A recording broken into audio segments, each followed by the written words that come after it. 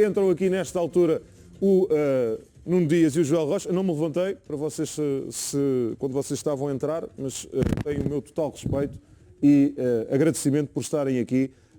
A 2 dias de um jogo que é importante, não é decisivo, não decide nada na época, mas é um jogo importante e é sempre palpitante um Sporting Benfica em futsal, e deixem-nos agradecer-vos terem esta disponibilidade e esta vontade também de estar aqui. Sei que não é inédito, mas não é muito habitual e, portanto, para nós é um gosto e penso que lá para casa também é um privilégio assistirmos a esta conversa. Façam perguntas no hashtag Canal 11 Futebol Total, quer para o Nuno Dias, quer também para o Joel Rocha. Antes de iniciarmos a conversa, vamos só aqui ao primeiro insólito da noite e depois já começamos então a conversa aqui com o Nuno Dias e também com o Joel Rocha, o treinador do Sporting, o treinador do Benfica. Vamos lá a esse insólito, só para descontrair um bocadinho.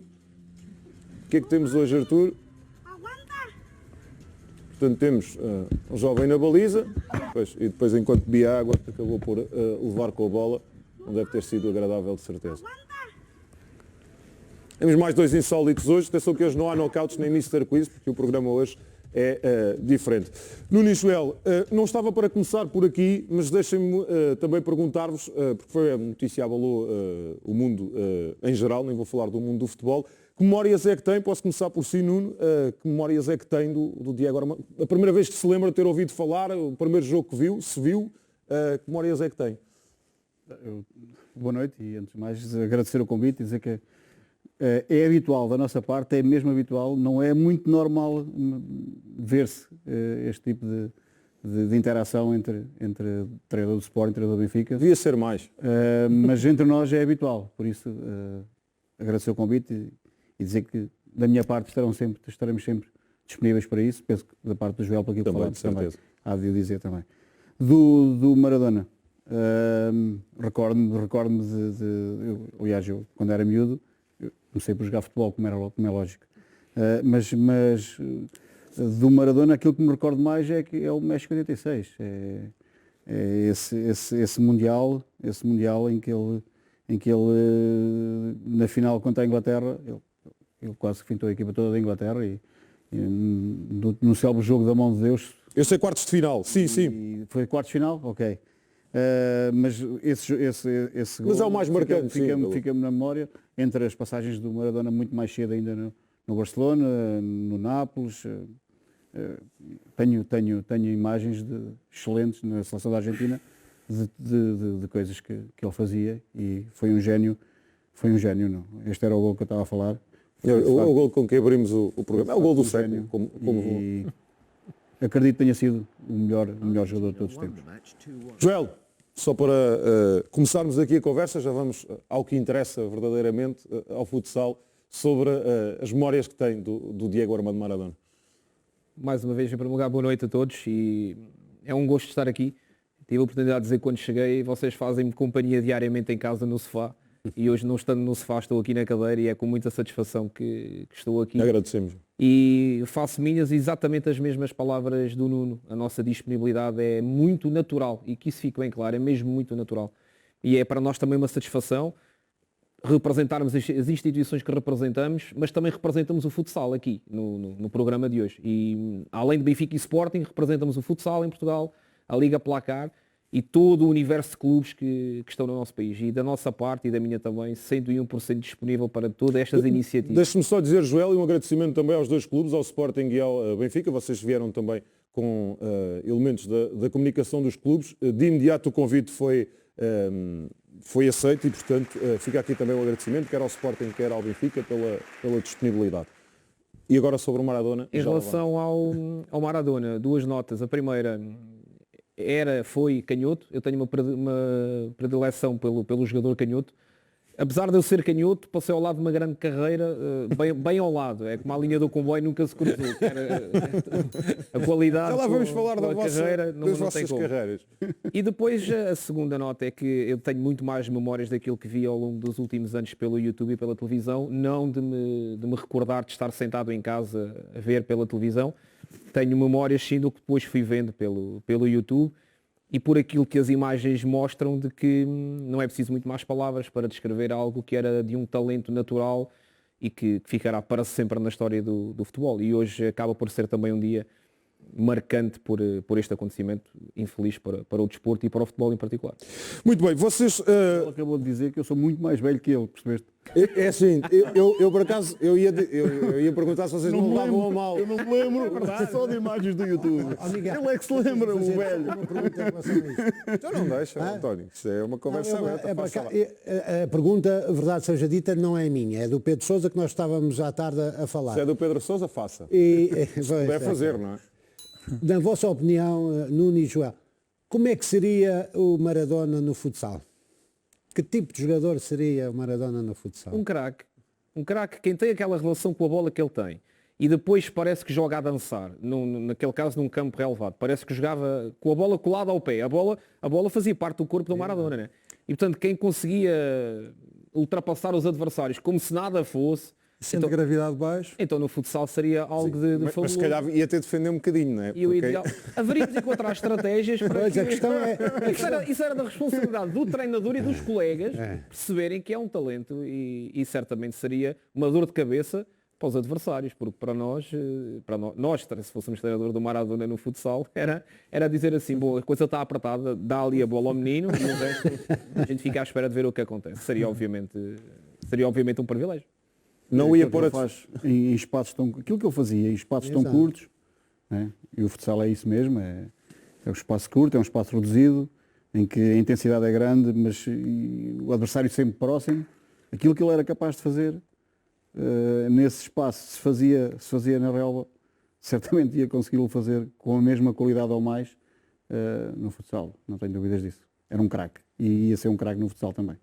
O Joel e o Nuno já se defrontaram 45 vezes, isto só em derbys. Nos registros que o Pedro Catita me enviou, enviou-me tanta informação, se eu vos fosse questionar sobre ela, estávamos aqui até às 5 da manhã. Mas, e portanto vocês fazem parte da história recente dos derbys, eu acho que é impossível fugir a isso, não querendo personalizar aqui Benfica Sporting só em vocês, mas acho que isso é inegável. Ainda tem um gostinho especial quando o Nuno ganha ao Joel e o Joel ganha ao Nuno, ou não? O gostinho especial é ganhar o Benfica, Sporting, no caso, é o não é? Sporting ganhar, independentemente de ser ao Joel, agora é. Não é?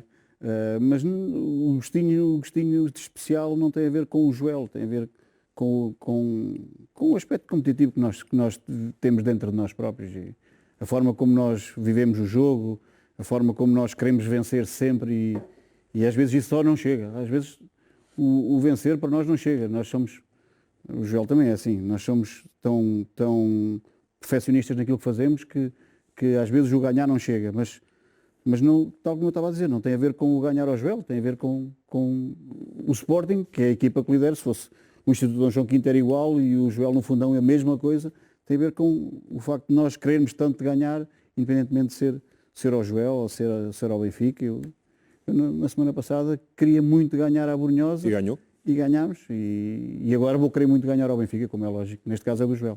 Eu nos registros que vi, o primeiro duelo entre vocês é Instituto Dom João V Fundão. Eu não sei se isto está certo, eu vi isto no 0-0. Isto é em 2010, 2011. E o Joel ganha 3-1, lembra-se?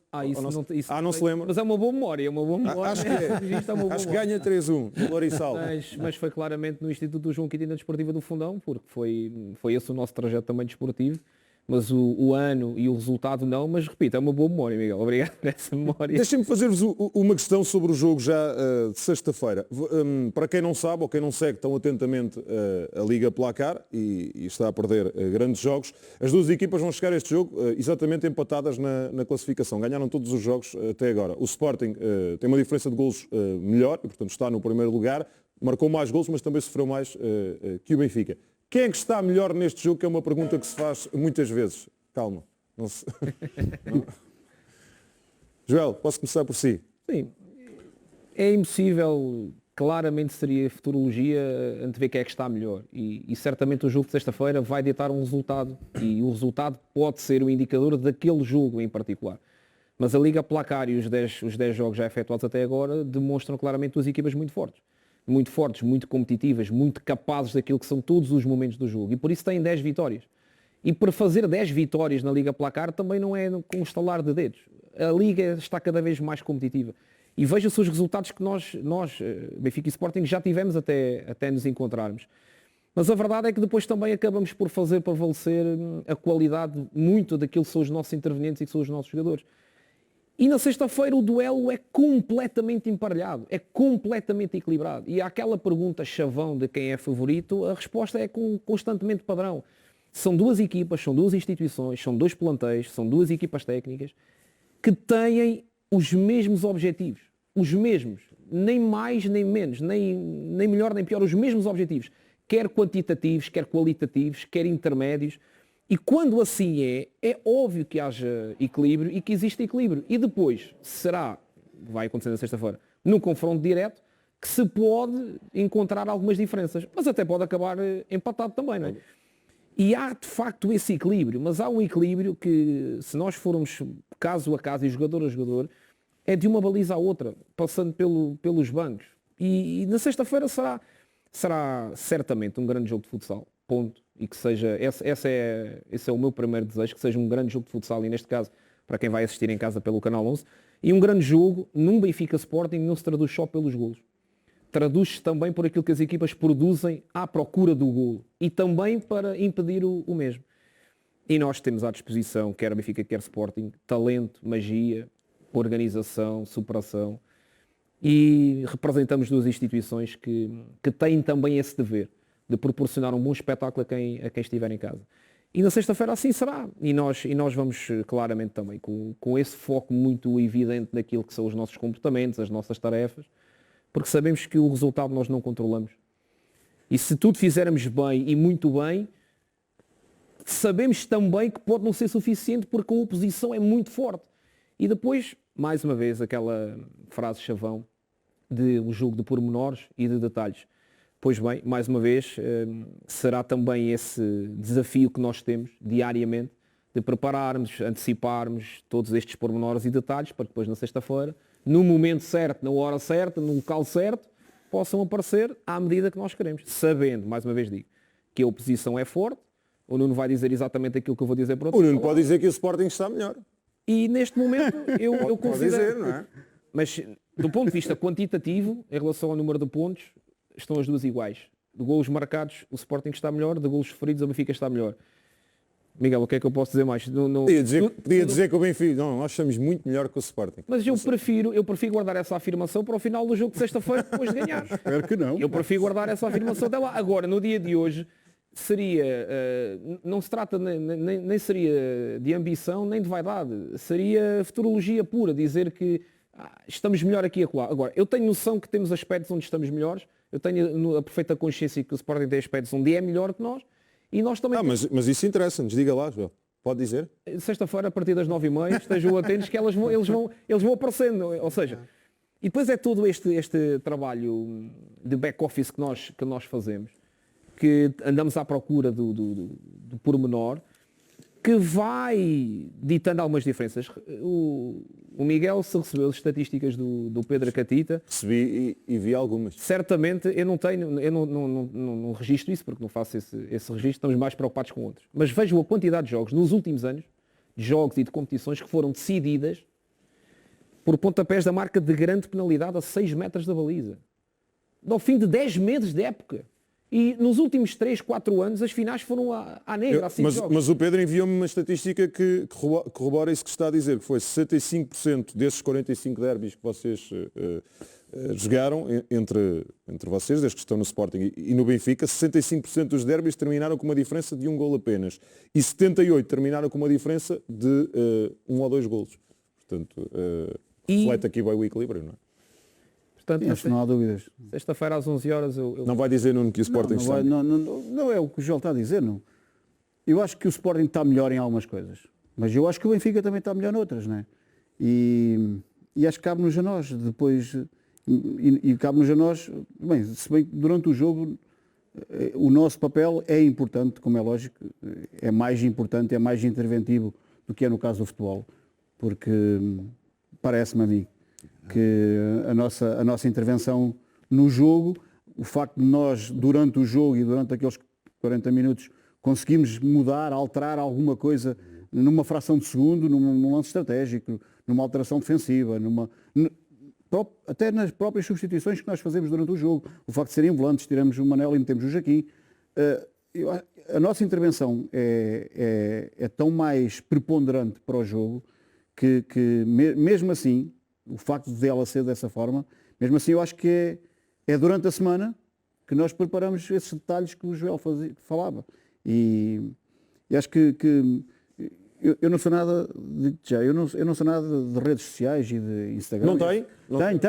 Tenho. Agora, mas Instagram fiz na altura da pandemia, porque nem tinha. Tive anos sem ter Instagram.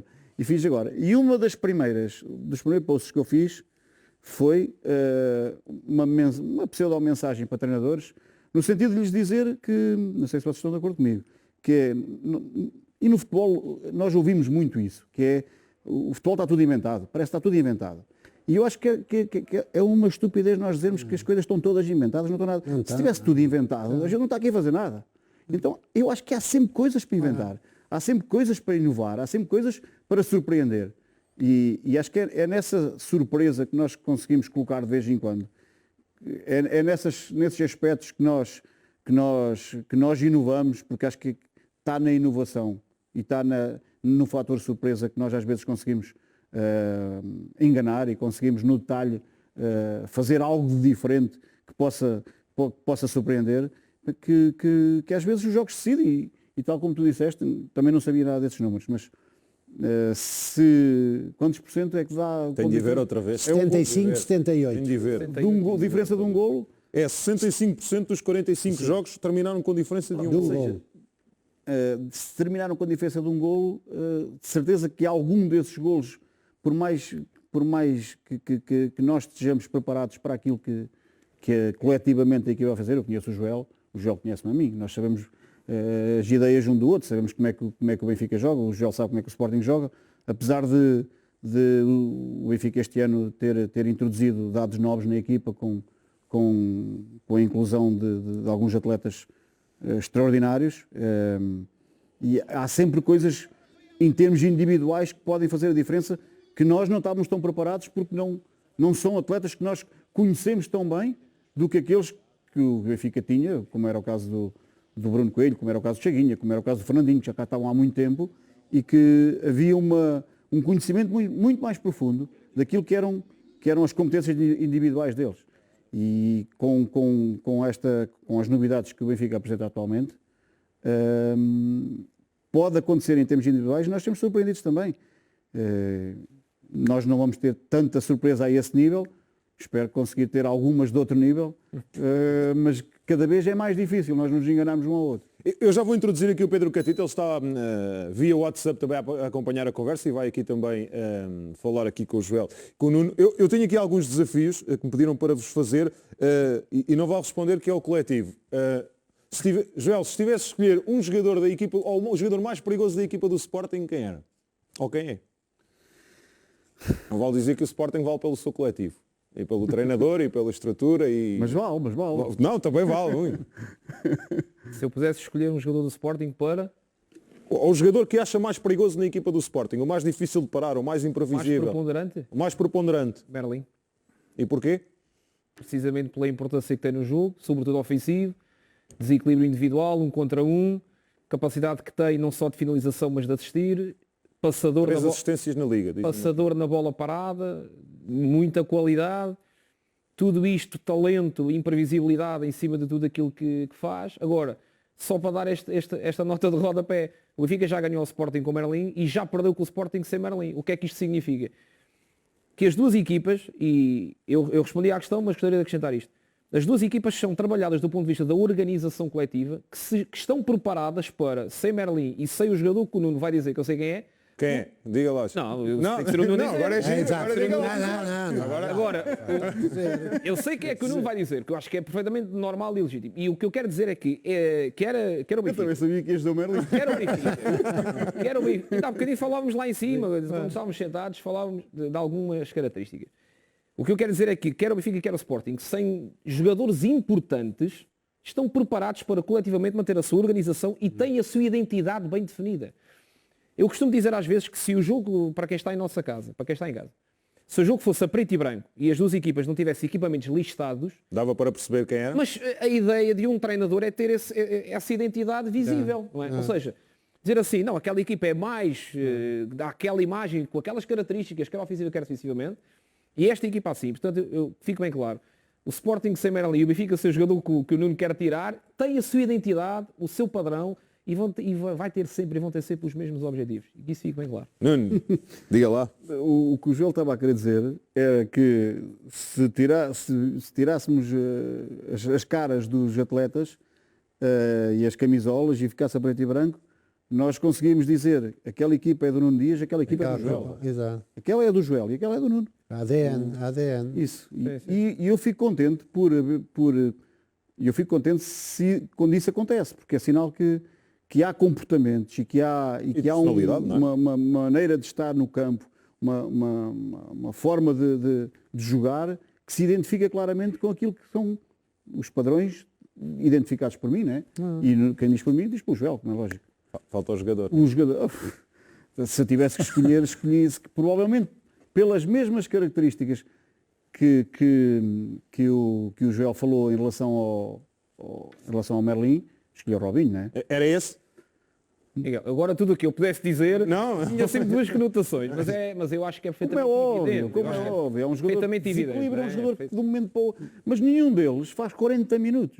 Não é? Ou seja, provavelmente o Merlin faz entre 20 a 25 e o Robinho outros 20 a 25. Não tenho as suas estatísticas. Se calhar até tenho. Se tiver mas que fazer não vi. mais, faz um bocadinho mais.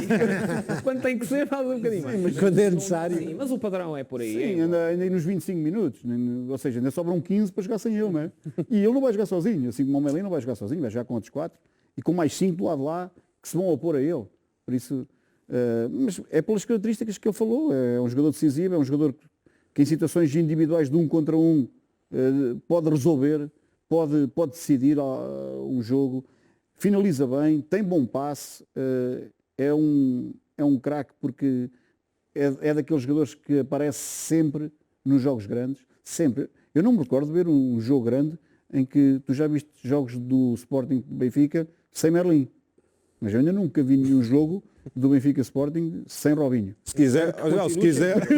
Espero que Não, tenho a certeza que vou continuar. Mas Sim, sim. eu realmente acho que o Robinho tem feito. Fez todos. Felizmente tem uma gestão também em termos daquilo que é o extra campo e treino, Claro. que lhe permite não estar lesionado, que para nós é sempre favorável, quer com ele, quer com todos Sim, os porque ele não tem propriamente 20 anos, não é? Nós, Longe disso, felizmente, também temos uma estrutura complementar que nos ajuda bastante nesse aspecto, para que eles possam estar disponíveis e depois, estando disponíveis, vai dar a nossa opção convocar e utilizar ou não, sabendo que tendencialmente os melhores, que nós consideramos melhores e por ter a sua influência. Mas há uma coisa que o Nuno disse que é verdade, e o número de assistências que tem o Merlin ou que tem o Robinho ou outro jogador qualquer, isso só vem provar que ele é influente, mas é dependente dos outros. Porque sozinhos, Sim, porque as se o assistências- jogo de sexta-feira fosse Merlin contra Robinho 40 minutos, eu não sei como é que aquilo acabaria, mas acabaria, Acho que o Robinho se calhar caiu primeiro. Só pela idade, podia cair primeiro. Pá. Ia ser não sei. Pedro, estás aí? Olá, Miguel. Então, diz lá, depois daquelas estatísticas que enviaste para o Arthur e que ocupavam 3 folhas de Excel, diz lá o que é que queres acrescentar. Isso é verdade, é. Mas isso, atenção, que isso torna a conversa interessante e são preciosas, Pedro. Tu és um estudioso e ajuda-nos bastante aqui no Canal 11. Ora, participa aqui também na nossa conversa. Não sei o que é que queres perguntar ao Joel e ao Nuno. Se queres perguntar, se queres opinar, força. Olá, Miguel, outra vez. Boa noite a ti, boa noite ao painel do Futebol Total e boa noite especial ao Nuno e ao Joel, dois amigos.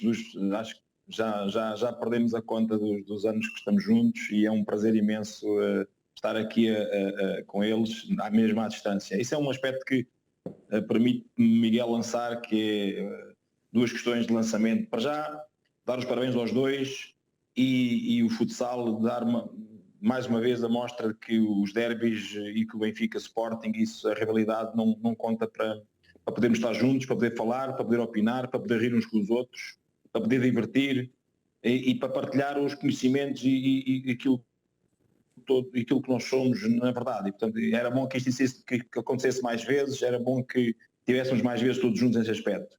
e dar os parabéns porque eles são dos dois melhores treinadores dos dois melhores treinadores do mundo. Até tem O derby gasgas. é o melhor jogo de futsal do mundo, é verdade. Do mundo E portanto promovem muito o futsal português e promovem muito o treinador português, e isto é um valor imenso. Depois dizer-lhes que estou com saudades deles. A Covid, esta pandemia tem sido dramática, há muitos meses que infelizmente não estamos juntos, pelo menos fisicamente, mas apesar das formações e destes contactos que temos regularmente, mas estou com saudades de estar com eles, que é sempre nada substitui isso.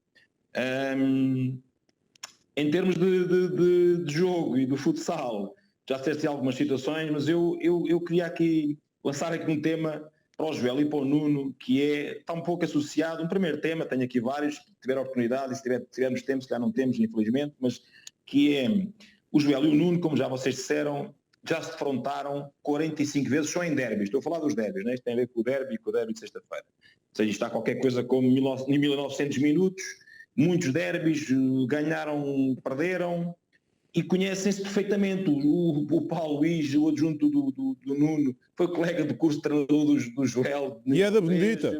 Isso. E é da Benedita. Eu também sou. Conhecem-se, exato, conhecem-se muito bem. E, ou seja, 45, isto realmente é muito derby, são muitos jogos, né? 7 jogos por época em média, isto é uma coisa brutal. Eu gostava de ouvir a opinião deles, a reflexão deles, face a este histórico todo, especificamente deles, e face, mesmo tendo em conta as diferenças, e o que eles se conhecem desde há não sei quanto tempo, as bolas paradas, as bolas corridas, os estratégias, a bola, tudo é mais alguma coisa, se acham, isto é uma pergunta meio provocação, meio reflexão, independentemente dessa preparação toda e de preparar os jogos e tentar antecipar o mais possível. Eu acho. Vamos ver. Eu acho que é possível, Não sei. Olha que acho que não vais adivinhar a pergunta. Não estava a adivinhar a pergunta. Não estou a adivinhar. Que vocês acham que este derby, e este derby especificamente entre vocês, face a este histórico todo, é mesmo muito mais dos jogadores do que dos treinadores, ao contrário, se calhar, de outros jogos e outras situações? Gostava de ouvir a vossa reflexão sobre isso, porque vocês surpreenderem-se a vocês e aos adversários não é nada fácil, apesar de ser possível, e é possível, mas vocês acham que, pois, isto realmente são eles que no meio disto tudo têm sempre, mas neste especialmente têm a faca e o queijo na mão? Qual é a vossa reflexão? Nunca mais o critico, António, demorar 2 horas a fazer uma pergunta. Nunca. Nunca mais. Peço desculpa. Peço desculpa por tudo o que já lhe disse aqui. Demoraste tanto tempo, perdi-me. António, nunca mais. Peço imensa desculpa por tudo o que já lhe disse. Muito bem, Pedro, boa noite para ti. É sempre um gosto, mesmo que seja numa distância virtual. E obrigado pela tua questão e as outras que vêm aí a seguir. Eu vou responder rapidamente para tu poderes fazer mais. eu vou ser muito pragmático nessa questão. Nós, durante a semana, nós temos uma influência muito grande. E eu vou tentar traduzir isto numa percentagem para que isto seja prático. Eu acho que nós, durante a semana, temos 75 do nosso lado, 25 do lado dos jogadores, na preparação, na análise que já fizemos, que vamos passando, que vamos transmitindo informação, que vamos aplicando, que vamos revendo e reformulando até chegar à hora. Assim que há o apito inicial, os 75-25 trocam. E os jogadores a partir desse momento passam a ter 75, 79-25. E quais são os 25? Os 25% são pausas técnicas, são substituições, é o momento de intervalo. Tudo aquilo que nós, mesmo durante o jogo, nós podemos e conseguimos controlar e manipular. Mas o derby tem uma grande percentagem de decisões e de comportamentos e de reações e de decisões que é o jogador naquele momento, naquela hora, naquele contexto. Porque é um jogo claramente diferente de outro qualquer. Há jogos grandes, há grandes jogos e há o derby. Ponto final, parágrafo. E nesse particular, nós sentimos claramente que 75-25 durante a semana, mas depois aquilo, quando o jogo começa, inverte-se e depois tentamos, obviamente, sempre equilibrar as percentagens. Olá, Pedro. Estás bem? Tudo bem. Eu não tinha pensado nessa percentagem que falaste agora. Se calhar também não, atenção, isto foi... Está bem, mas eu não tinha pensado, estava a pensar nisso que tu estavas a dizer. Se calhar tem alguma lógica, sim. E outra coisa que é, tu dizes que há grandes jogos, já há jogos grandes, já há o derby, e eu ainda acrescento outra coisa, que é, e há o Sporting Benfica, que é, como diz o Catita, e não só, se calhar é o melhor jogo de futsal do mundo. É o jogo... certeza. Derby, referi-me ao Sporting Benfica. Isso, eu sei. Sem dúvida. Sim, mas há muitos derbys por aí, e mesmo por esse mundo fora no futsal, há muitos derbys. Sim, mas não é? eu quis-me referir... Este é de facto o Eu quero deixar isso também bem melhor, claro. Quis-me referir ao o melhor Sporting jogo do Benfica, mundo. ponto final. Isso. Mas aquilo que tu disseste, acho que diz bem daquilo que é a nossa semana, a forma como nós planeamos, mas depois de facto o jogo e durante aqueles 40 minutos as grandes decisões são dos nossos atletas, e por mais que nós delineamos estratégias e que consigamos pensar o que é melhor para determinado momento, mas o que é certo é que depois quem executa não somos nós, quem executa são os artistas, né? E eles é que vão colocar em prática tudo aquilo que nós pensamos, mas acima de tudo, muitas das vezes eles colocam em prática aquilo que nós não pensamos. E muitas das vezes aquilo que nós não pensamos resulta melhor do que aquilo que nós pensamos. Mas isso também só está ao alcance dos melhores, e felizmente tanto o Sporting como o Benfica estão recheados de melhores, e o jogo vai ser isso mesmo. Por isso é que há momentos em que é tudo imprevisível, e a gente, por mais que estude e por mais que pense no treino, aquilo que eventualmente poderá surgir no jogo, não vamos ser capazes de reproduzir. Deixem-me só fazer-vos uma questão, já devolvo ali a bola ao Catita. Vocês falam muito da ação que vocês têm no banco de suplentes, estão ali muito perto e depois também estão muito próximos. Quem é que é mais, perdoem-me a expressão, chato no banco de suplentes? Deve ser eu. É? Fica mais fácil dizer que é o Nuno. Eu acho que mais interventivo, mais... Mas tem dias. Mas já foi mais, não foi? Já. Isso é o que todos dizemos. Não, mas eu acho que sim. Já. Mas tem dias. acho que Tem sim. dias que o Joel também parece esse aspecto assim muito calmo, mas também tem dias que desnorteia, não é? E nunca acontece estar a olhar um para o outro e a pensar, mas por que estás a dizer isso? Já? Não devia estar a calar. Perdemos aqui a expressão, atenção. Não, já aconteceu e acontece. E há de acontecer mais vezes. Mas com naturalidade assim, mas o que é que estás a dizer? Então foi, pronto, então está bem.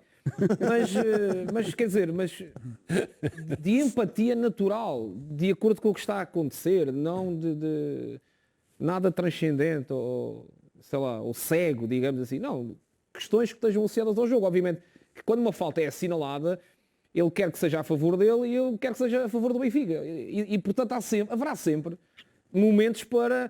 Estás a queixar do quê? Mas tu estás a... Mas, quer dizer, nasce e fica ali. Quer E dizer, é bom para o espetáculo. sim, mas o espetáculo São os outros. é dos jogadores. Nós nesse particular, e eu para mim É falo, bom eu para o espetáculo prefiro... com esse fair play. Prefiro não fazer espetáculo. Eu prefiro não aparecer, não dar nas vistas por este aspecto, entende? Ou seja, que seja o talento e a magia dos nossos jogadores, neste caso dos nossos jogadores do Benfica, dos nossos, a dar o seu espetáculo. Obviamente que nós no banco, até não só pela distância, já algumas vezes ficámos a esta distância. E nós, Mais ou menos até. e nós sabemos que quem tem vida mais difícil, mesmo assim, nos derbys, ainda são quem tenta controlar a nossa intervenção e redação, que são os árbitros. Porque por vezes eles andam ali na mesma zona que nós, e às vezes passam por um banco, ouvem o Joel. Chegam ao outro, ouvem o Nuno. Vêm para cá, ouvem o Joel. Vão para lá, ouvem o Nuno. Eles devem chegar a uma altura e dizem, eu parte dele. já posso ouvir. Troca com outro árbitro. Troca. Vem tu agora para cá. Nós também temos a noção de que nós, do lado de fora, nós também estamos a jogar à nossa maneira. E no sentido de contribuir com algo, não de prejudicar alguém. Não tem a ver com... Quantos árbitros são no total? Desculpa. Eles são um dois. cada Nos lado. jogos de fase regular, neste caso, são 2 mais um cronometrista. Em jogos de final eight de O taça... cronometrista é só cronometrista. Não? Sim, Não mas é o hoje em quarto dia... árbitro. Mas tipo não, do- hoje em dia comunicam também. Comunicam. E também pode Mas colaborar. depois em jogos de finais, Final Eight da Taça de Portugal, Final Eight da Taça da Liga e Play-Off, há 2 árbitros, há um terceiro árbitro que tem a função Tem o papel de Controlar, controlar não é? os bancos e o cronometrista. Mas mesmo nesse dia, parece-me a mim, por aquilo que vou vendo em alguns momentos, mesmo assim Ainda é curto. é curto. Mas também, só para concluir, não há registro, eu felizmente ao serviço da Benfica não tenho nenhuma expulsão, não há registro de nós termos comportamentos de ultrapassar os limites, porque também sabemos e também sei que eu estou ali para ajudar a minha equipa e os meus jogadores. Não estou ali para protestar, ou quer que seja, ou chatear-me, neste caso com o Nuno, a ponto de eu ser expulso e ter que ir para a bancada, e depois com isso, com uma atitude irrefletida em demasia da minha parte, prejudicar aquilo que é a minha função, que é estar ali para ajudar os meus jogadores, a minha equipa, a alcançar os nossos objetivos. Portanto, dentro do calor do jogo, nós também teremos que ter, e eu também procuro ter, certamente o Nuno igual, a frieza para não saltar a tampa. Ó Manis, estás aí? Estou, e digo que é das conversas mais encantadoras que nós já tivemos no Opa! Canal 11. Sim, porque em termos de transparência e clarividência, e isto é demonstrativo, como disse o Pedro Catita, que pode ser rival dentro do campo, mas fora também podemos ser amigos e podemos opinar de forma tão clara as nossas ideias sem entrar pela violência. Os adeptos têm que efetivamente compreender o lado humano e separar exatamente aquilo que acontece dentro do campo. E desejar, desde já Diz-me só uma também, coisa, Manis. Achas que davas um bom jogador de futsal ou não? Não? agora dá. Carraça agora riu-se. dava, porque- Mas o Carraça não tem técnica, não é? Isto não é Não, ao contrário, ao contrário. É assim, isto não é correr muito, é correr certo, é correr acertadamente. Não é correr muito que vais ter um bom jogador de futsal. Isto é para correr pouco, mas certo, mas bem. E depois é preciso ter pezinhos, é o tiki-taka, sabes? Pezinho. E já agora deixa-me dar os parabéns ao Joel e ao Nuno pela excelente carreira que têm tido. E se me permites agora fazer a pergunta, porque eu estou sempre em desvantagem quando estou aqui em estúdio, aí posso interromper e agora não... Não, mas podes... Oh Manis, atenção que podes sempre interromper. Pode ir com um bocadinho de delay, mas podes. A conversa estava boa, por isso não interrompi. Só quando o Carraça interfere é que... Não, a pergunta era se o mundo futsal categoriza este jogo como o maior do mundo, pelo emblema, pela rivalidade, pelos próprios jogadores, por tudo isso. Uma das minhas perguntas é, acham-se ou sentem-se mais valorizados fora de Portugal do que do seu próprio país? A outra pergunta, posso já dizer, se o conhecimento que têm e as ideias que têm, se conseguiam transportar isso para o futebol de 11, isto é, com as condicionantes e com as vantagens que tem o futsal, e se podiam se adaptar ao futebol de 11, tinham essa capacidade.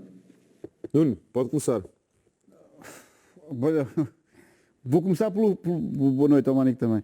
Vou começar pelo fim então. Sobre as nossas ideias e a forma como nós vimos o treino e o jogo, e se conseguimos adaptar as ideias ao futebol. Ou pelo menos alguns movimentos, não sei. Eu tenho a noção, neste momento, que no futebol, muito treino, muito trabalho, muitas tarefas são realizadas em campo curto, são realizadas em campo reduzido e em jogos reduzidos, em jogos ou por setores, ou por setores, ou pelas alas, ou pelos homens pelos centrais, pelos homens do meio campo. Eu tenho a noção que cada vez mais, e eu sempre que vejo futebol, uma das minhas preocupações é chegar sempre mais cedo para ver os aquecimentos. Porquê? Porque eu olhando para os aquecimentos, eu também consigo ver se existe já algumas coisas novas no futebol ou não. E esse é um aspecto que eu tenho reparado, que cada vez mais os aquecimentos estão direcionados para outro tipo de tarefas diferentes daquelas que se faziam há muito tempo atrás. E há muito mais trabalho individualizado, muito mais trabalho por campo curto, por campo reduzido, por pressão, por jogar em superioridades numéricas em espaços mais curtos, em triângulos de apoio. E tudo isso são coisas que nós falamos, se calhar, de 5 em 5 minutos em treino. E então parece-me que há muitos aspectos relacionados com algumas tarefas, e digo apenas algumas, porque depois o campo é muito maior e em jogo engloba 11 atletas e não só 5. E torna-se muito mais difícil para nós, há alguns transferes, fazê-lo para um campo tão grande e com tanta gente. Mas já há situações que eu percebo que que já se trabalha, e mesmo nas pesquisas que nós fazemos, e eu não tenho problemas nenhuns em fazer pesquisas no futebol, no hockey patins, no basquetebol, onde nós retiramos ideias de todas as modalidades, de perceber que há tarefas de treino e há muitos exercícios de treino onde se trabalha situações parecidas com aquelas que nós fazemos no futsal. Em relação à outra questão do derby do Sporting Benfica ser apelidado como o melhor jogo de futsal do mundo, e se nós, para além de fronteiras, se temos outro tipo de reconhecimento, eu sinceramente eu acho que dá uns anos a esta parte o treinador português é reconhecido. Eu tive uma passagem em Moscovo com o Paulo Tavares e senti, e vários treinadores já passaram para o estrangeiro também, e alguns ainda continuam a passar, senti que o treinador português, assim como no futebol, é um treinador reconhecido, é um treinador que tem qualidade, e depois das várias fases em que quer o Sporting quer o Benfica têm chegado longe na UEFA, depois da conquista do Campeonato da Europa por parte da seleção portuguesa, a seguir o Sporting conquista a Champions, o Benfica sempre conseguiu também chegar, quando esteve nessa competição, chegar longe. Cada vez mais nós somos valorizados, mas não é só no estrangeiro. Eu acho que nós cá em Portugal somos bastante valorizados e penso que não somos nem mais nem menos fora. Aliás, nós há pouco estávamos a comentar isso lá fora. Nós acabámos de ser convidados para uma formação numa universidade em Espanha, o que é estranho porque os espanhóis, por norma, acham-se num outro nível e num outro patamar diferente do nosso.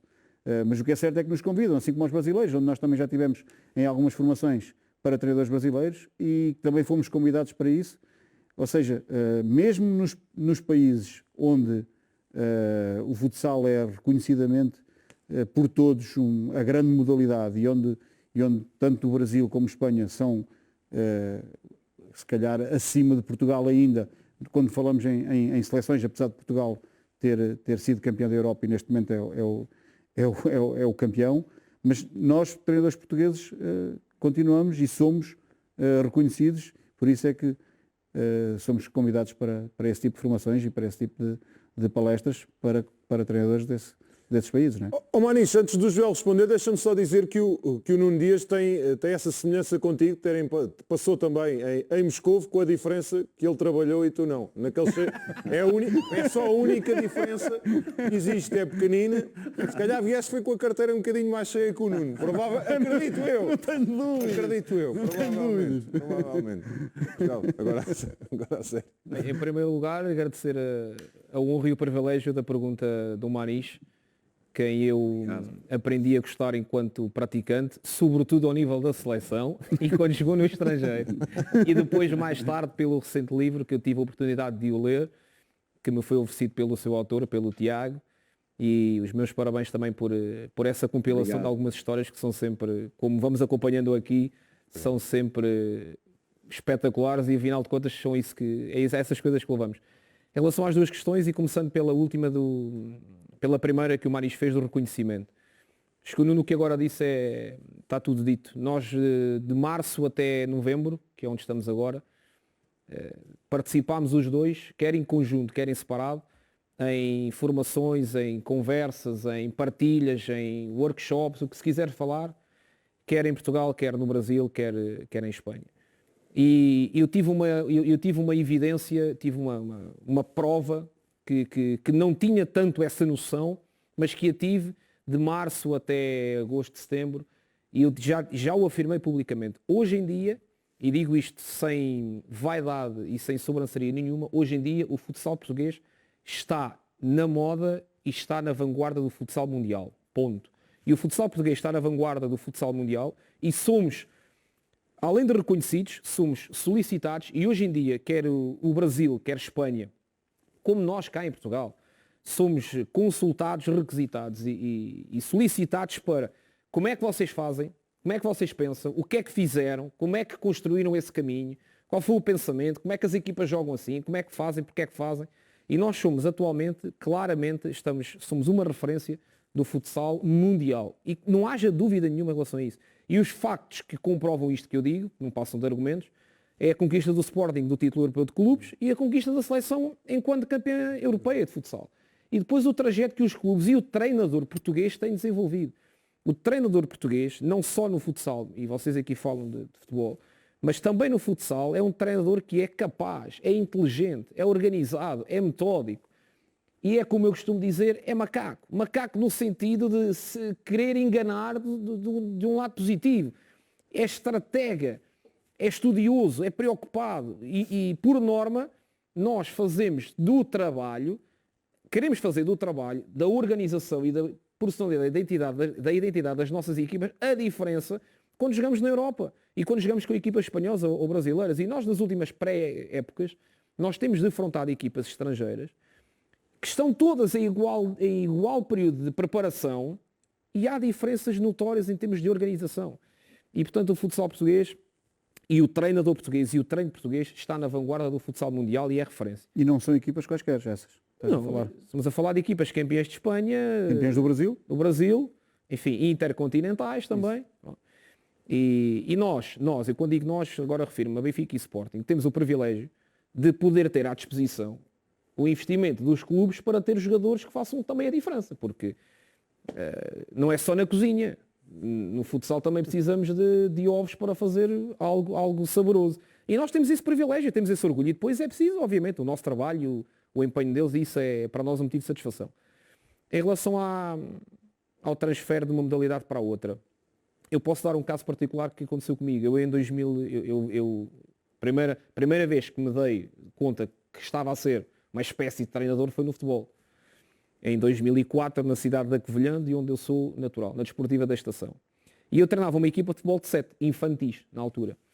E para que tenham uma noção, naquela altura, eu tinha acabado de concluir a minha licenciatura, em Educação Física, e aquela equipa de infantis tinha tudo o que era lançamentos de linha lateral, quer fosse no meio campo defensivo, quer fosse no meio campo ofensivo, tinha lançamentos combinados.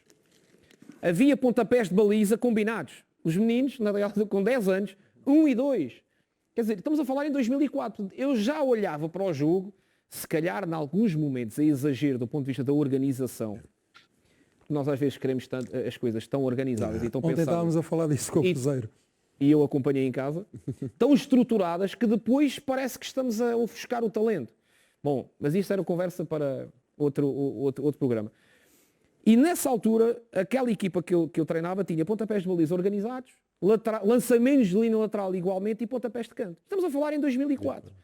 Eu considero que é possível fazer um transfer do futsal para o futebol, de forma clara. Se nós no futebol nos concentrarmos no espaço que está em frente à grande área, ou seja, aquele espaço da meia-lua, mais 10, 15 metros, o que se passa aí, se tivéssemos a capacidade de fazer ali uma linha imaginária, o que se passa ali é um jogo de futsal. Claramente. Espaço e em relação àquilo que é a orientação espacial em relação às balizas. Aquilo que está a acontecer ali é futsal. Com grandes diferenças do ponto de vista técnico, sobretudo do passe e da recepção. Mas há claramente a possibilidade de fazer um transfer do futsal para o futebol, assim como o inverso. Aquilo que o Nuno diz é a realidade. Nós recorremos a muita bibliografia do futebol, porque assim também tem que ser. Os desportos têm características similares.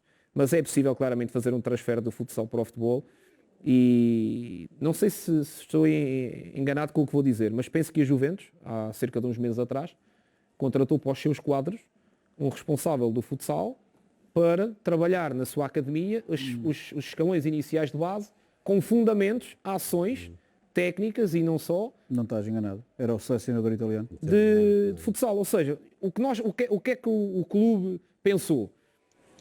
Aliás, o Neymar jogou futsal. Não estou enganado. O Robinho, não o nosso atualmente, o Robinho Santos que jogou no Real, jogou futsal. Deco jogou futsal. Portanto, há claramente uma mais-valia na prática do futsal para que depois possa ter um transfer para o futebol. A mesma coisa acontece do futsal para o futebol.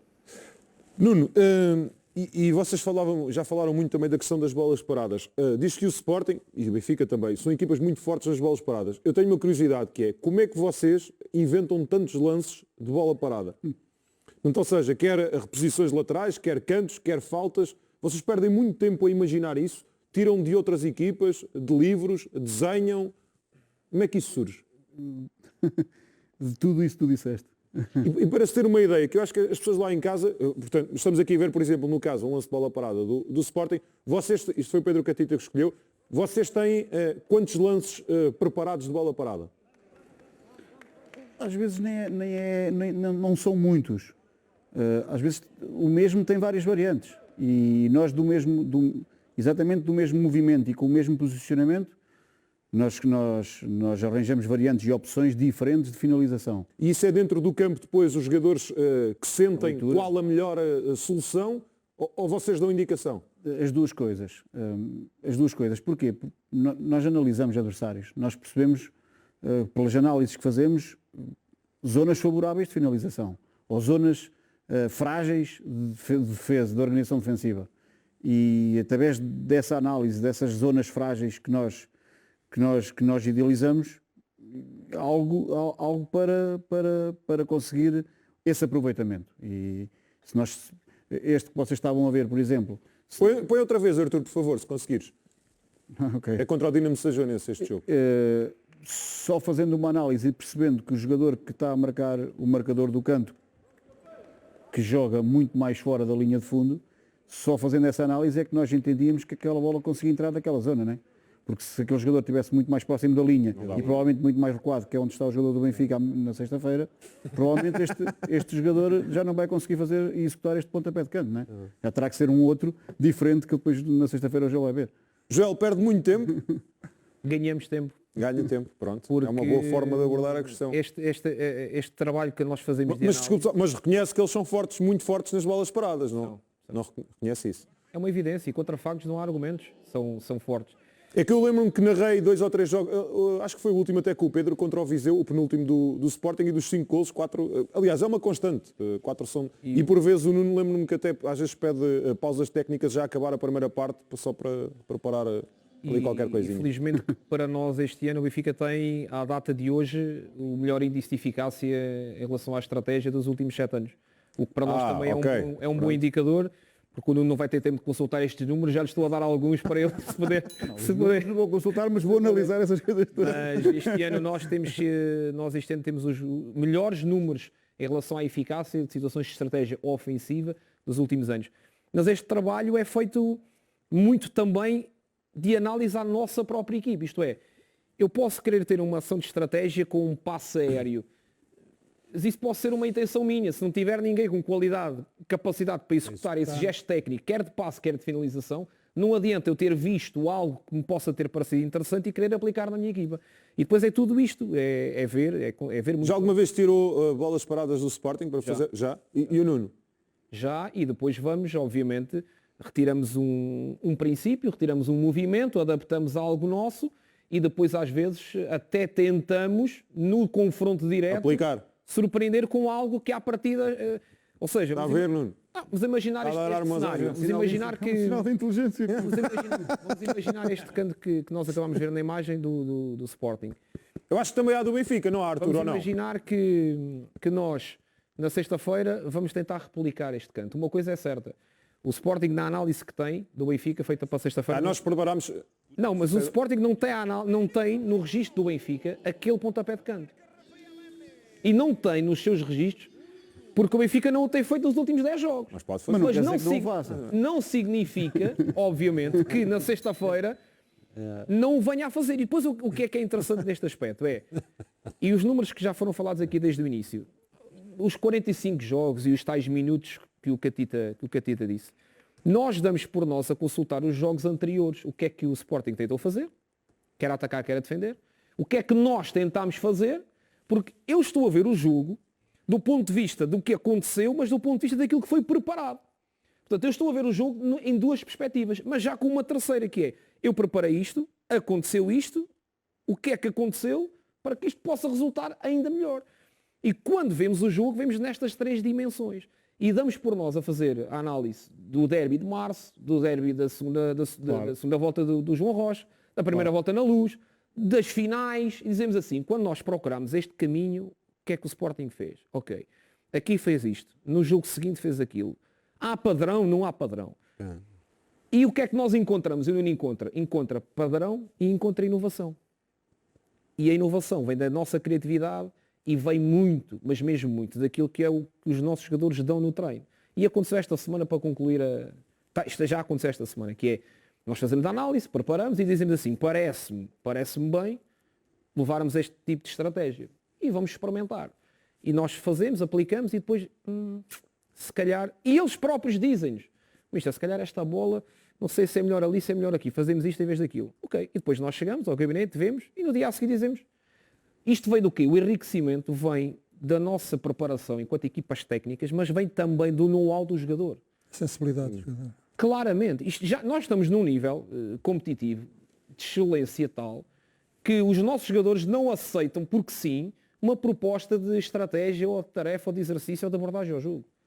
Nós propomos, mas eles têm que, além de perceber e compreender, dar corpo a isso. E só se dá corpo a uma ideia quando se acredita na mesma. E quando se percebe que se pode ter eficácia nela. E esta relação treinador, Joel, Nuno, jogadores, é muito natural e eu cada vez mais aprendo muito com eles. Mas claramente. Mas aprendo porque, eu para já, o Nuno foi jogador, eu nunca fui jogador. E portanto, eu aprendo mesmo muito com eles quando me dizem, oh, se calhar aquela bola não é bem ali, é mais para aqui.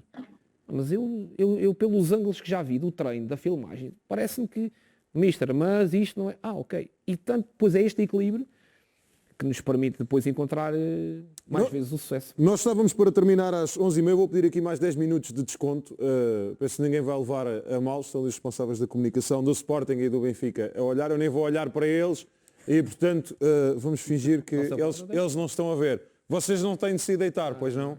Ainda não. Ainda não, pronto. Olha, pronto, ainda temos mais uma hora, que afinal vamos até à 12h30. Recebi agora a indicação, é porque isto está bom, e, portanto é porque estão estar. Não tenho de estar aqui até à 12h30, atenção. Não há problema, pois não? Pronto.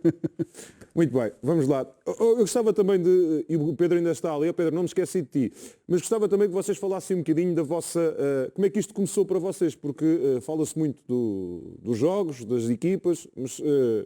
do Nuno e do Joel, como é que isto começou esta... E eu sei que o Nuno do Cli, depois já vou ao Joel, não começou no futebol nem no futsal, pois não estou enganado. Não. Começou no basquete. No basquete. É por ser grande. É pela altura, pois eu tinha visto logo, mal entrou, vi logo que só podia mesmo ser por aí. Isso mesmo. Explique lá como é que isso começou. Não, eu sou de Cantanhede. E o Mário Alves, que é a equipa de Cantanhede, só tinha iniciados. E eu ainda era infantil. E era muito pequeno. E então, mas eu queria praticar desporto e queria jogar, mas naquela altura não dava para ir jogar ainda para os iniciados, que era muito novo e não é tanto como é agora, que agora um atleta sobe de escalão e joga no escalão acima e está tudo bem. Aliás, nós até pegamos nele se tiver qualidade para jogar no escalão acima, porque ele já não estava a fazer nada no escalão em baixo. Mas naquela altura não, e então eu queria praticar desporto, gostava de basquete também e nesse meu primeiro ano joguei mini basquete numa equipa que era a Sociedade Colombófila de Cantanhede. Mas joguei um ano, no ano a seguir era iniciado e passei a jogar futebol lá no Mário Alves, como era lógico. Era a posição, Nuno? Jogava a posição? Jogava a médio centro, jogava mais ou menos na posição do Manique. Era um 8, não era o mas artista.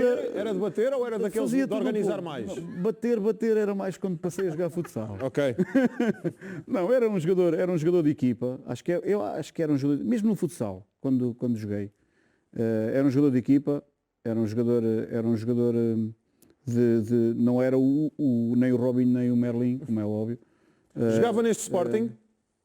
Se eu jogava neste Sporting, se eu era o treinador? Sim. Se eu era o treinador, sim. Eu colocava-me 40 minutos a jogar. Eu sendo o treinador, acho que jogava fácil neste Sporting, muito fácil.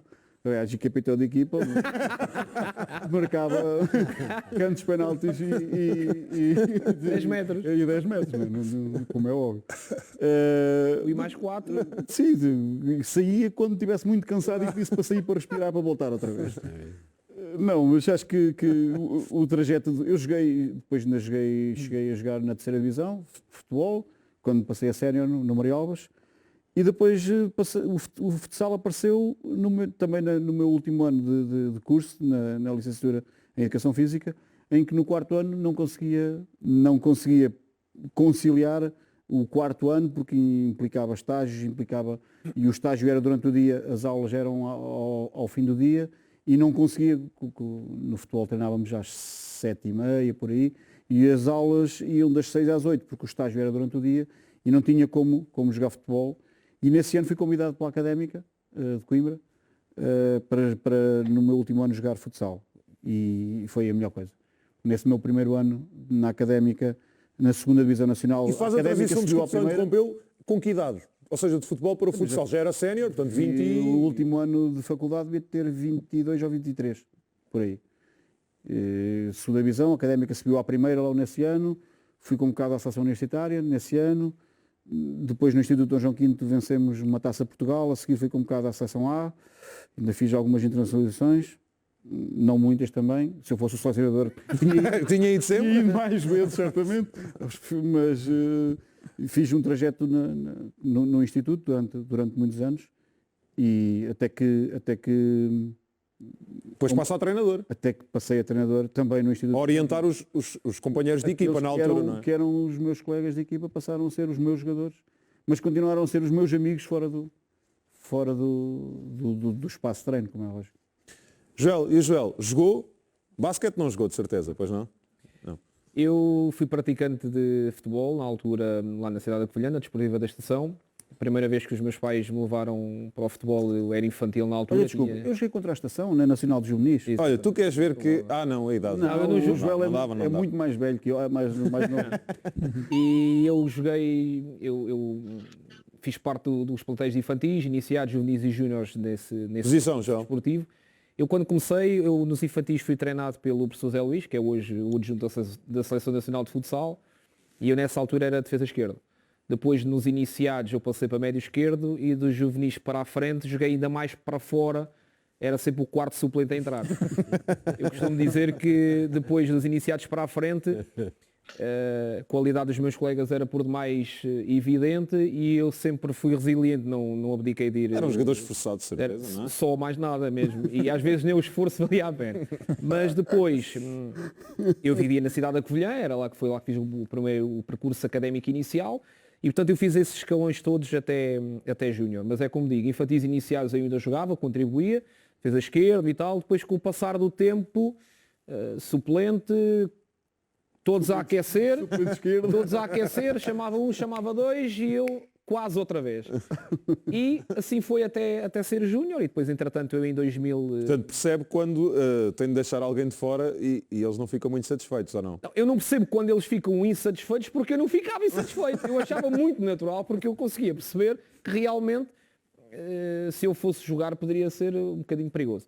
E foi esse o percurso desportivo enquanto praticante. Foi esse.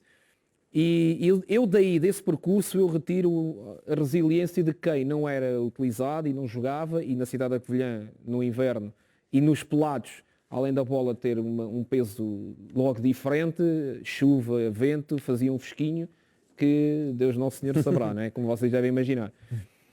E eu mesmo não jogando, e não fazendo parte nem dos 11, nem dos 14, eu não falhava um treino. E a verdade é essa. E hoje olho para trás e digo assim, provavelmente alguma da minha resiliência também vem daí, isto é, e nunca me chateei com ninguém, nem colocava em causa, nem fazia questão de perguntar, mas porquê? Não. E depois, entretanto, em 2000 eu sou colocado em Castelo Branco e faço o meu percurso académico de ensino superior, e de 2000 a 2004 eu faço a minha licenciatura em Educação Física em Castelo Branco. E quando entrei em Castelo Branco, apesar de serem 60 km da cidade da Covilhã, eu passei a viver em Castelo Branco, e aí sim, aí nunca mais tive contacto como praticante, a não ser lá uma vez nos cursos de treinador de futebol, da Associação de Futebol de Castelo Branco, tínhamos aulas práticas. E perante aquela turma, eu ainda era mais novo do que sou agora, e eu consegui me mexer razoavelmente bem. Eu nunca fui um primor técnico, e nessa altura, nas aulas práticas, houve um treinador lá do distrito que me disse: pô, Joel, precisava de um número 10 para a minha equipa. E eu digo assim, assim, então, pá, estou a pensar, tens disponibilidade? Eu? 10? Conclusão, eu fui, assinei, joguei a 10, 2 jogos. E depois o treinador, entretanto, aquilo correu mal e passei a integrar a equipa técnica porque estava associado ao treino da educação física e por aí fora. Pronto.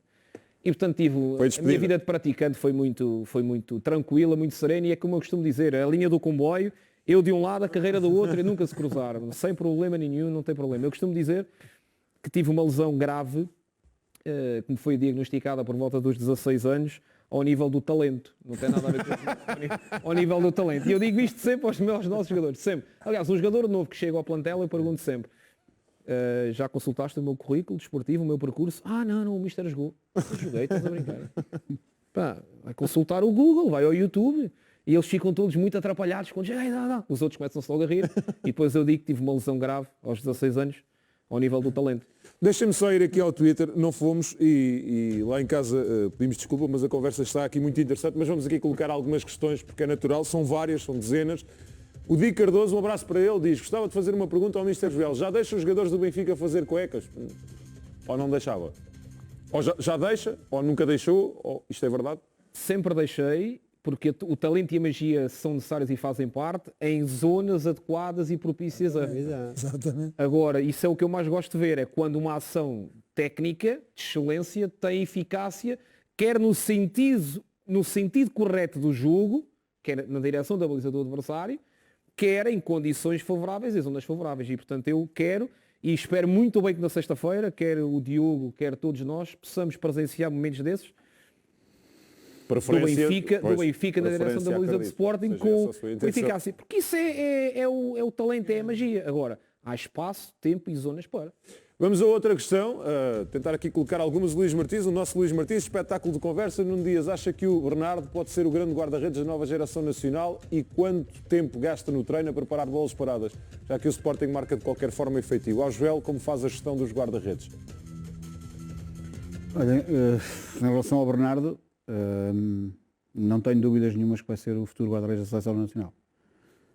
Tem um talento enorme, é um jogador com uma personalidade muito vincada, forte, é um guarda-redes que também sabe jogar com os pés, como neste momento e no futsal hoje em dia, e na minha opinião e na da Joel sei que também, é algo que é muito importante. É o jogador, é o primeiro atacante. O guarda-redes é o primeiro atacante, é aquele que inicia todo o processo ofensivo, quer seja com as mãos, quer seja com os pés.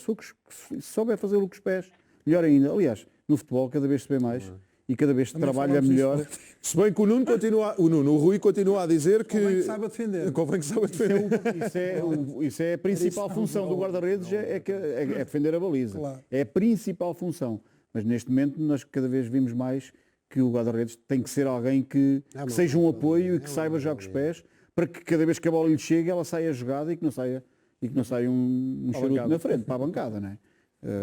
Perder-se uma posse de bola por causa de um guarda-redes não ter uma qualidade de passe, acho que não faz sentido. E no futsal cada vez se vê mais, e o Bernardo é claramente o guarda-redes da geração dele e da atualidade português, Que idade tem o Bernardo? que tem 20 anos, que tem mais qualidade, mais presença, mais capacidade, mais potencial, e 2, 3 anos está na Seleção Nacional, tenho poucas dúvidas disso. Como é que o Joel faz a gestão do Roncaglia e do André Sousa? E do Martim? E do Martim? Por qualidade. Então pode acrescentar o Martim aqui, não sei se tem a mesma certeza do... Mais novo um ano. Sim, mas como futuro mais da seleção. similar ao Bernardo temos o André Correia, que neste momento está a desempenhar funções no elétrico. Temos o André Correia. Mas em relação à gestão dos guarda-redes, como há os jogadores de campo, rendimento, qualidade, desempenho, comportamento, ações, reações, sobretudo isso. Não há idade, não há nacionalidade, não há estatuto, não há currículo, não há nada. Há qualidade, há desempenho, há rendimento e depois enquadramentos competitivos. Pedro, ainda estás aí, não estás? Tens de ser rápido a fazer as questões. Atenção, nós já temos pouco tempo. Estou aqui a ser pressionado por eles. Hein? Miguel, é por isso que eu falei muito na primeira vez, que eu sabia que levar 1 hora de censura, portanto tive que falar muito, que é para não estar agora mais tempo a falar. Olha, só portanto, rapidamente, rimo aqui, eu não sei se só ouviu, espero que não, porque obviamente o Nuno Dias tinha que ser no basquete, mas era no mini basquete, porque a partir daí foram jogar no mini basquete. Mas eu disse que era mini basquete. Eu sei, claro, foi o que fizeste bem. E depois achei piada porque... Era para não deixar dúvidas. Nuno, eu achei piada que não sabia, foi, ok, jogaste no mini basquete, faz sentido. E depois achei piada porque era no mini basquete numa equipa que se chamava Sociedade da Colombofilia. É verdade. Bate tudo certo. Onde é que está a graça, pá? Não percebo onde é que está a graça, podes crer. Chamava-se mesmo. Depois, exato, portanto, bate tudo certo, bate a bota com a perdigota. Depois, eu há bocadinho não dei um abraço grande ao Rui Águas. O Rui há pouco fez ali uma intervenção. Para quem não sabe, eu fui treinador de futebol na escola Rui Águas, na mítica escola Rui Águas, durante 10 anos, e com muito gosto e prazer. Portanto, ele é aí o meu representante aí no futebol total. E eu portanto, não quero gastar muito mais tempo. Esta conversa, realmente, as estrelas são, neste caso, o Nuno Dias e o João Rocha, muito bem, e tiveram, realmente deram o melhor exemplo daquilo que realmente isto pode acontecer Não mais consegue. vezes. Não. E queria só dizer então que não consigo. Para terminar, a questão mental é muito importante nestes dérbis, todos sabemos, né? Portanto, é a questão mais calhar decisiva. E o que é que eu gostava que eles falassem sobre a importância da questão mental neste aspecto decisivo, que é nos dérbis e nos jogos de alta deste nível, o primeiro golo é decisivo. Aliás, normalmente quem marca o primeiro golo ganha ou empata quase sempre. E quem está à vantagem no intervalo, ainda mais. Ou seja, isto é uma questão que é trabalhada por eles, é consciente por eles, é treinada e é depois transportada para o jogo, e a importância decisiva desse aspecto. E um grande abraço para os dois e parabéns por este programa que vocês tiveram aqui. Podem começar, não sei quem quer responder.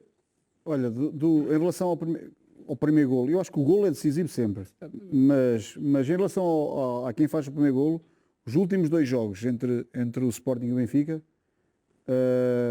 num deles o Sporting marcou primeiro e venceu, no último o Benfica marcou primeiro e quem venceu foi o Sporting. Certo. Nestes últimos 2 jogos isso não teve relação direta, né? Mas acredito que na estatística diga que existe essa relação direta. Em relação ao treino mental, e nós sabemos que isto é um jogo de emoções, mais ainda ao derby é um jogo de emoções. E pegar um pouco naquilo que o Joel também disse logo no início, que é do facto de no banco os árbitros às vezes connosco terem alguma paciência. Mas o que é certo, como o Joel disse, é que nós estamos ali para ajudar, né? E nós estamos sempre a fazer uma de 2 coisas. Sempre. Ou estamos a ajudar ou estamos a estragar. Não há hipótese, só estamos de 2 coisas nós fazemos uma. O ideal é nós estarmos sempre a fazer a que vai ajudar. E se o lado emocional é um lado tão importante em todos os jogos, mas neste obviamente que sim também, o ideal é nós nos prepararmos também, assim como nós preparamos os jogadores, é nós também nos prepararmos a nós para perceber que emocionalmente temos que estar controlados. Porque senão a probabilidade de estarmos lá para estragar passa a ser maior do que a probabilidade de estarmos lá para ajudar. E acho que esse é um aspecto importante. O lado emocional, o treino, o perceber e fazer entender, mas às vezes, por mais que nós queiramos dizer aos nossos atletas, atenção, controlem-se, nós já sabemos que vai acontecer isto, se há jogadores que são mais influenciados por uma ou outra picardia. Nuno, já que está a tocar, há algum no Benfica que pique mais, que seja assim daqueles mais pica-miolos, esteja sempre a... Então não há, não vou dizer quem, mas já. Não se pode dizer? Não pode. Não se pode? O Joel deve saber quem é também. Não faço a mínima. Não, mas isso é normal. Há jogadores que têm um lado emocional mais à flor da pele. O Cardinal, por exemplo, se olharmos para o Cardinal, é um jogador que vive o jogo e como todos também vivem o jogo de uma forma extraordinária. Mas tem a ver com a forma como exteriorizam essa vivência. E E o que é certo é que às vezes a forma como o exteriorizam às vezes prejudica, não é? E estraga. E há jogadores que exteriorizam muito mais do que outros. Mas não quer dizer que sejam mais pica-miolos, como disseste, ou menos pica-miolos. Mas atenção que isso às vezes é bom ter numa equipa, não é? Isso também se joga com isso, não se joga só com a bola. Desde Atenção. que isso seja algo que eles consigam controlar. Claro. Porque se for algo que os leva ao descontrole Que os disperse. e que os leva ao desfoque e que os leva à desconcentração, só está a prejudicar. Em relação ao lado emocional do que o Pedro traz aqui à questão, cada vez mais tenho a convicção de que é impossível controlar a emoção, ponto. Não se controla, quanto muito conseguimos geri-la. E o gerir essa emoção no jogo é perceber até onde é que eu posso ir quando marco um golo, quando sofro um golo. E esse limite é sempre de acordo com aquilo que é a minha tarefa, a minha responsabilidade e as responsabilidades que me estão atribuídas e imbuídas. Porque não dá para controlar a emoção. Esqueçam lá isso. Quanto muito consegue-se gerir. E essa gestão pode ser feita com uma substituição. Quando há esses momentos de tensão, de conflito,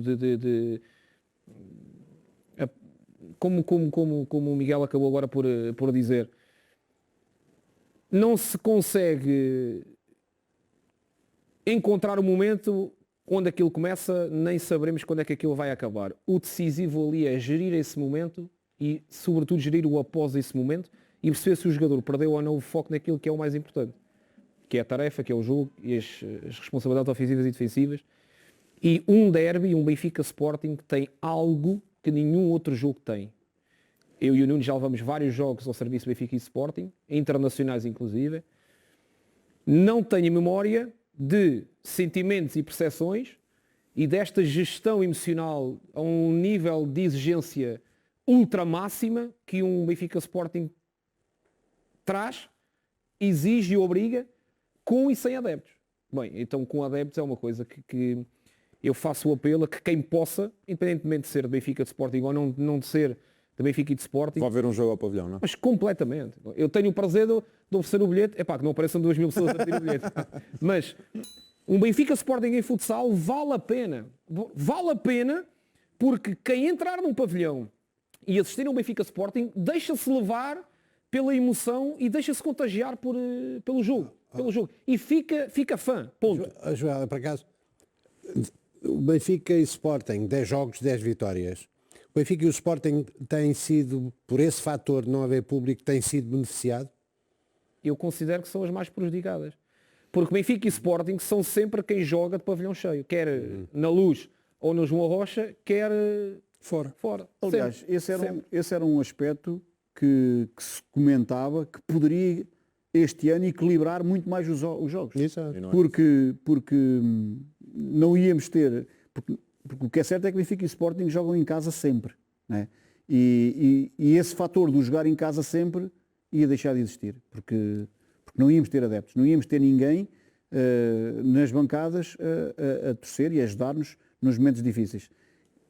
Ou seja, estávamos entregues a nós próprios, sem a ajuda de mais ninguém. Se bem que esse é o nosso papel e é para isso que nós treinamos. Mas o que é certo é que dizia-se muitas vezes que este ano que o facto de não haver adeptos na bancada vai fazer com que o apoio que vocês sempre sentiram em todos os pavilhões não o vão sentir. Vai acontecer. E que não vai acontecer, por isso poderá eventualmente equilibrar. Pode subentender que a diferença de qualidade é tanta que permite exatamente estes 10 jogos, 10 vitórias em relação às outras equipas. Será isso?